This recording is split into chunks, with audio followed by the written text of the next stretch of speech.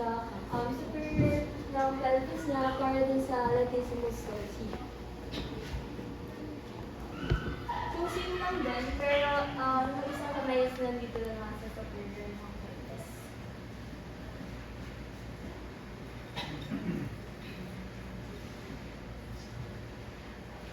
So, sabihin lang po yung way na lumabog.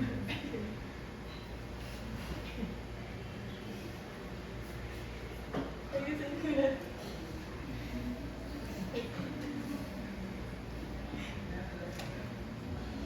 Siguro pwede mong adjust yung pillow. Pillow? Oo. Para ma-clear yung area mo. Sige, yung pillow to the right. To the right. So, Right ma'am. Papunta doon. Sa mirror. Sorry, right na. Yeah, para may ano ka. May clearance. ulitin po natin. So, sa may pelvis.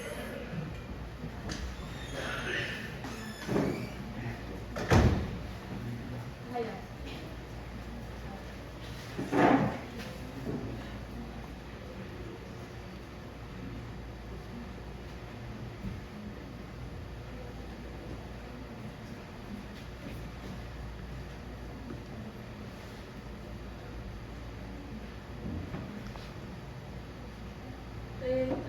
Okay na eh. Sige po. So, pwede reiterate naman for us yung hand placements kasi we believe we have to, no? Yes. Tama. Sige po.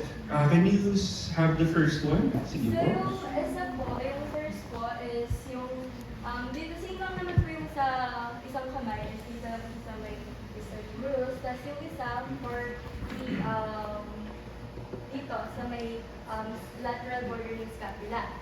So, yung isa naman is dito, sa may superior ng pelvis. Okay? So, yun. Okay. Sino kasi yung muscles ito, ma'am? Sige po. So, the first one, for your first hand placement, patingin.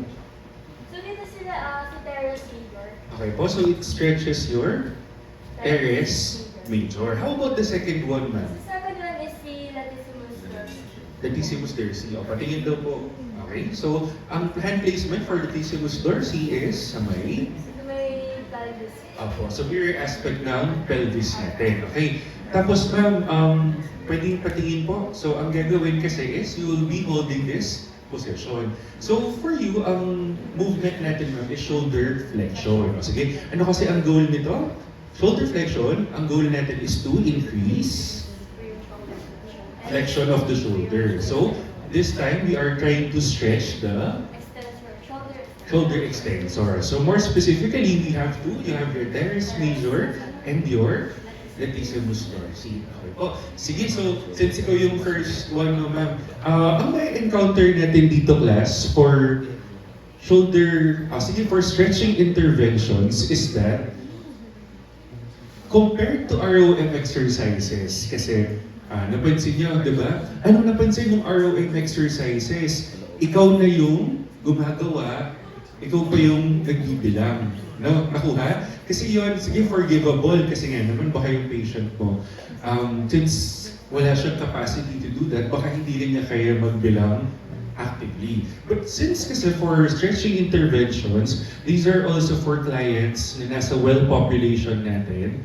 we ask them to count from 1 to 15. Okay? Ensuring na tama yung rhythm nila. Okay? Meaning, hindi siya 1, 2, 3, 4, 5, 6, 7, 8, 9, 10, 11, 12, 13, 14, 15. Kasi di ba pag minsan, ang ano for them, hirap yung stretching intervention sa kanila or yung maneuver, ang bilis nila magbilang. Yung ano lang natin, yung normal natin na counting ng 1 to 15. Okay? So yun yung una natin ipapractice yan. Starting stretching interventions, every time na may counting, whether it's repetitions or seconds hold, we ask our patients to count aloud. Okay?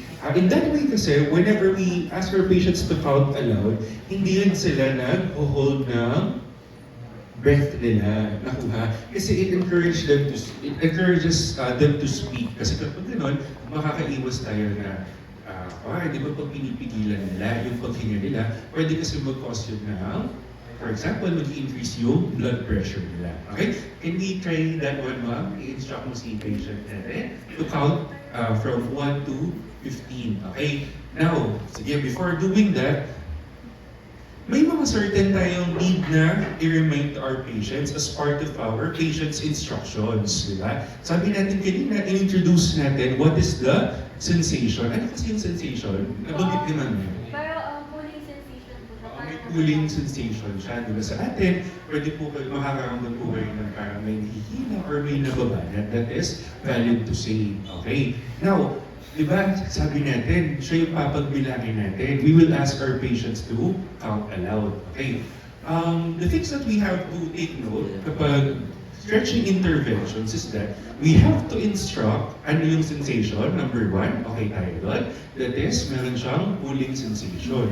Next is that, kailangan alam natin kung effectively nasa-stretch yung muscle. Okay? Paano natin masasabi effectively sa stretch? Kumbaga, nata-target natin kung ano man yung muscle na gusto natin i-stretch, nakuha. How do we ensure that? How do we know na tama siya? Kasi tama yung area or yung structure na kung kanino po nararamdaman ni patient yung stretch. Nakuha po yun? Okay. However, ito kasi may however siya. If we instruct our patients na, sige ma'am, sa ganyan, saan niya dapat mararamdaman yung stretch? Saang area? Saang area po? Sige ma'am, turo mo lang. Saang area ni patient?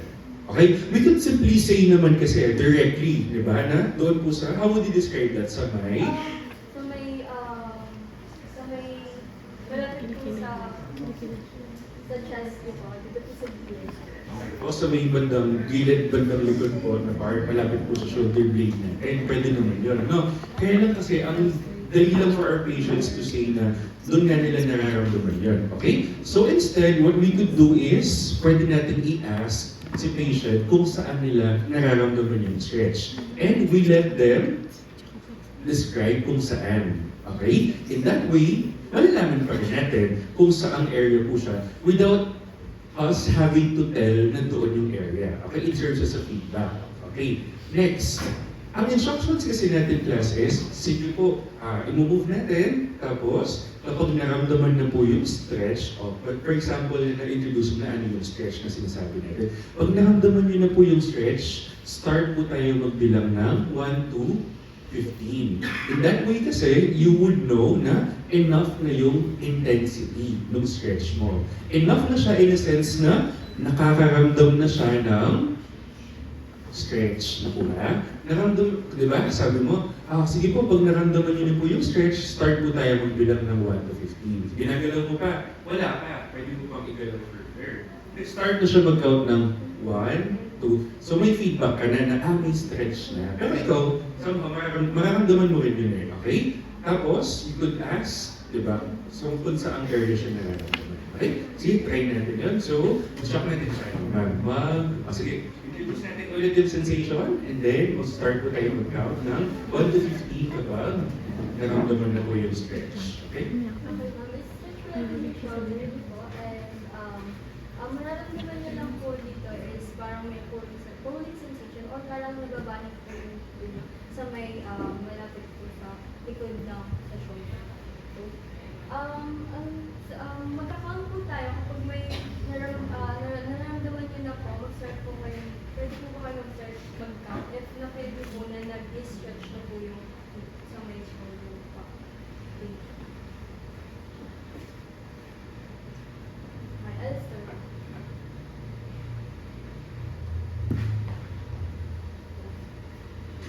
One to 15.